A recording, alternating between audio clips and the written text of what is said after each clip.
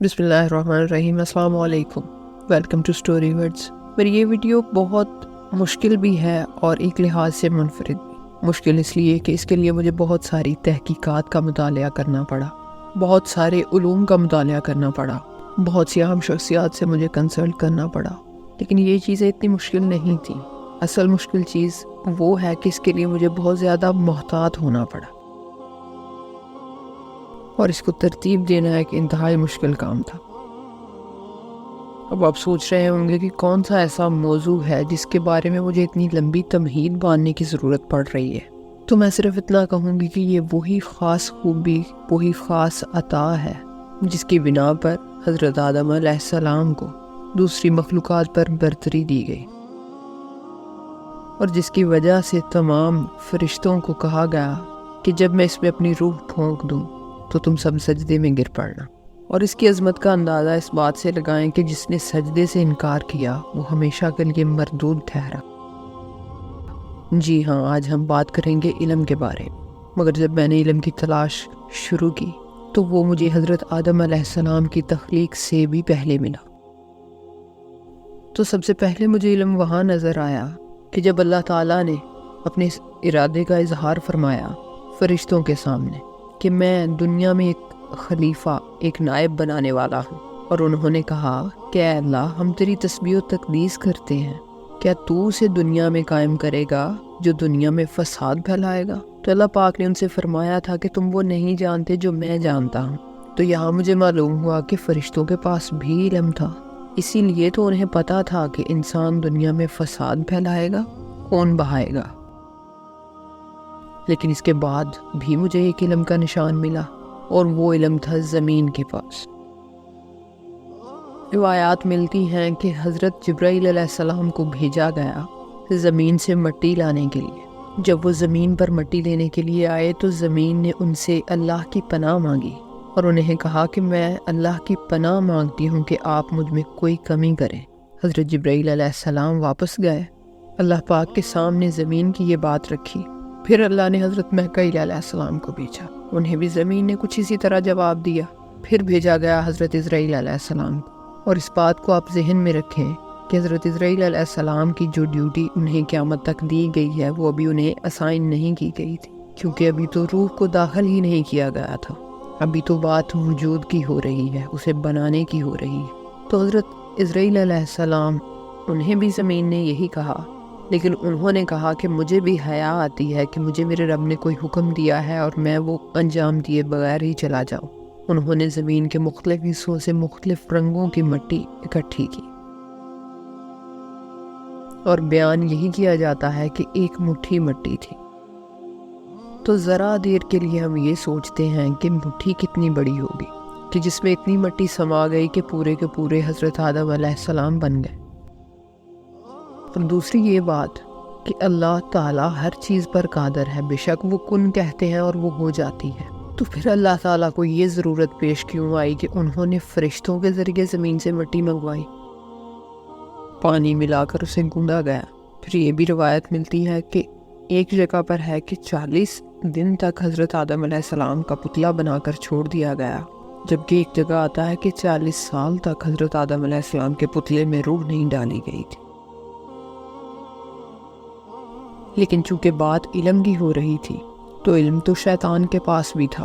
جب وہ حضرت آدم علیہ السلام کے پتلے کے گرد چکر لگاتا، ایک سوراخ میں داخل ہوتا، دوسرے سے نکلتا، اور یہ خیال کرتا کہ یہ بہت زیادہ استقامت نہیں رکھتے ہوں گے اور انہیں کسی بھی طرح اکسانا یا مائل کرنا مشکل نہیں ہوگا۔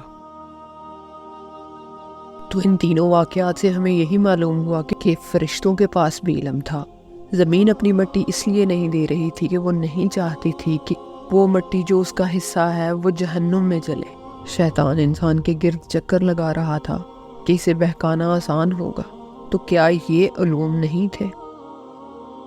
مگر وہ کون سی خاص چیز تھی کہ آدم علیہ السلام کا علم ان کے علم سے زیادہ بڑا تھا؟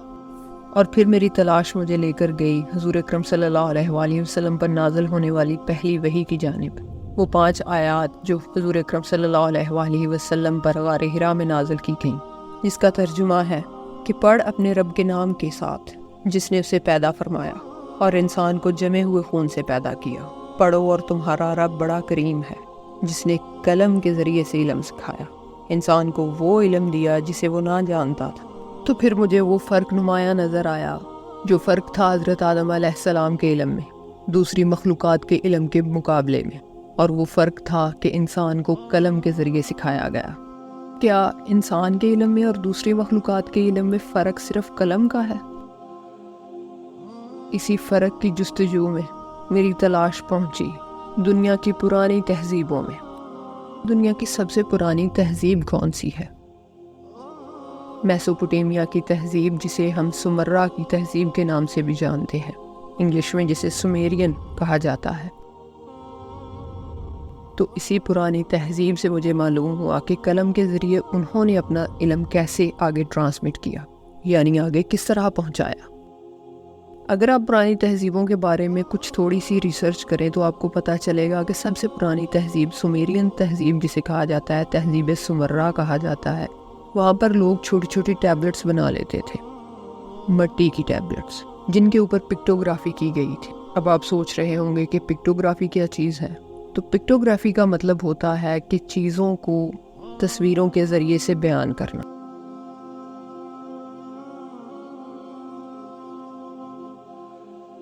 انسان کو قلم کے ذریعے علم دیا گیا تو ظاہر ہے اسے اتنی ذہانت بھی عطا کی گئی کہ اس علم کو کس طرح محفوظ کرنا ہے۔ اور یہاں پر ایک حیران کن چیز میں آپ کے ساتھ شیئر کرنا چاہوں گی کہ ان مٹی کی ٹیبلٹس کے اوپر لکھنے کے لیے بھی جو چیز استعمال کی گئی اسے ریڈ کہتے ہیں، یعنی قلم کی ابتدائی شکل۔ وہ گیلی مٹی کی ان ٹیبلٹس کے اوپر اسی قلم کے ذریعے سے لکھتے تھے، اور پھر آہستہ آہستہ زبان اس نے ترقی کی،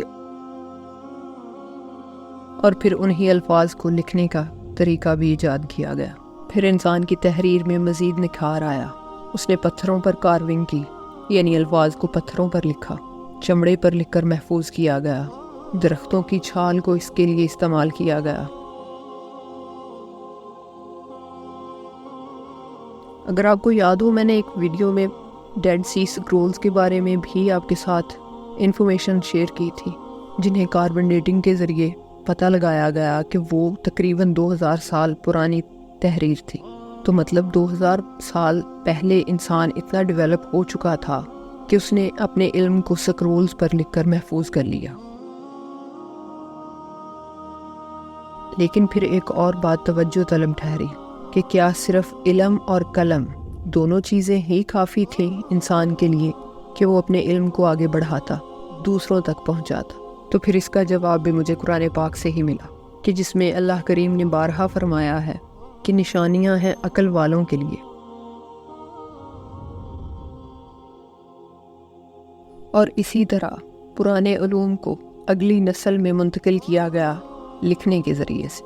پھر آہستہ آہستہ انسان ترقی کرتا گیا اور لکھنے کے مزید بہترین طریقے ایجاد کرتا رہا۔ اس سلسلے میں چائنیز تہذیب کو یہ شرف حاصل ہے کہ وہی پہلے لوگ تھے جنہوں نے کاغذ تیار کیا، اور پھر اپنے علم کو مزید کتابوں کی شکل میں دوسرے لوگوں تک پہنچایا گیا۔ اور پھر ہمیں تاریخ سے ہی یہ حوالے ملتے ہیں کہ کتنے جابر اور ظالم حکمران گزرے۔ کچھ تو ایسے جنگجو تھے کہ انہیں شوق ہوتا تھا کہ وہ دوسری اقوام کو اپنا اسیر بنا لیں، لیکن وہ صرف لوگوں کو قید نہیں کرتے تھے بلکہ انہیں مکمل طور پر تباہ کرنے کے لیے سب سے پہلے ان کی لائبریریز کو جلاتے تھے، جہاں ان کا علمی خزانہ محفوظ ہوتا تھا۔ اور اس دیے گئے علم کی ایک اور خوبی بھی ہے کہ یہ صرف ان کو ملتا ہے جو اس کی جستجو کرتے ہیں۔ تو یہاں پر ہمیں معلوم ہوا کہ اس میں ہیومن ول کا کتنا ہاتھ ہے۔ اور یہی نہیں، جب انسان اس علم کا غلط استعمال کرنے لگا، جیسا کہ ایک دور آیا تھا کہ اس میں جادو کو بہت اہمیت حاصل ہو گئی تھی، جو کہ ایک علم ممنوع تھا، تو پھر اللہ نے اولاد آدم کی اصلاح کے لیے وقتاً فوقتاً اپنے نیک بندے بھیجے جو انہیں دوبارہ سے صحیح راستے کی طرف گامزن کرتے تھے۔ اور یہی علم سب سے سپیریئر ہے جو اللہ نے اپنے بندوں کے ذریعے دوسرے لوگوں تک پہنچایا۔ ہماری آج کی ویڈیو کا خلاصہ یہی بنتا ہے کہ جب انسان کو بنایا گیا تو ساتھ ہی اسے علم بھی دے دیا گیا اور اسے دوسری مخلوقات پر افضل کر دیا گیا۔ پھر اسی علم کو قلم کے ذریعے سکھایا گیا، پھیلایا گیا، پھر انسان کے لیے زمین و آسمان مسخر کر دیے گئے، اور صرف یہی نہیں بلکہ اس کو ایک فری ول دے دی گئی، یعنی اسے آزاد کر دیا گیا کہ وہ اپنی سوچ پہ آزاد تھا۔ مگر ہم یہ بھی بات جانتے ہیں کہ جب آزادی ایک حد سے بڑھ جائے تو آرزوئیں جنم لیتی ہیں اس آزادی کے پار جانے کے لیے، مگر انہی باؤنڈریز کے اندر انسان کو رکھنے کے لیے، اس کی ہدایت کے لیے اللہ نے اپنے برگزیدہ بندے بھیجے، اور ساتھ ساتھ انسان کو عقل سے بھی نوازا تاکہ وہ اچھے اور برے کی تمیز کر سکے۔ یہ ہمارا ابتدائی چیپٹر تھا۔ ابھی ہم نے صرف علم کا انٹروڈکشن سیکھا ہے۔